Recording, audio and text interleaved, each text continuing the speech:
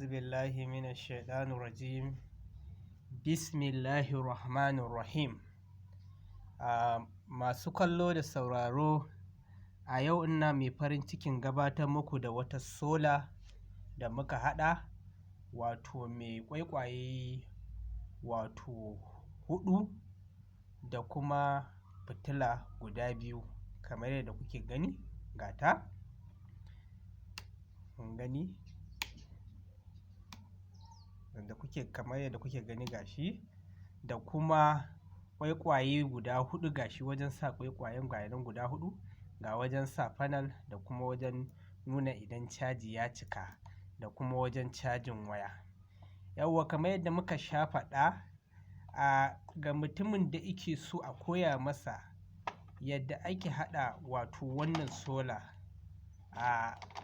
zai iya kirawo lambar waya da muka saba bayarwa ta wato 080-878-0117 ga mai buƙata wanda yake so a koya masa yadda ake haɗawa. To yanzu zan nuna muku wato yadda wato wannan sola take. Kamar yadda na faɗa, tana da wato fitilu guda biyu, gashi ɗaya gashi, sannan kuma ga ɗaya, sannan kuma tana da wajen wato ƙwaiƙwaye guda huɗu a baya da kuma wato wajen cajin fanal. Kamar yadda kuke gani yanzu zan sa wajen cajin fanal gashi ya kama, sannan kuma akwai wajen ƙwaiƙwaye guda huɗun da na faɗa gashi zan sa, gashi nan ya kama ɗaya, sannan gashi zan sa ɗayar gashi shi ma ya kama, sannan kuma ga ɗayan shi ma gashi nan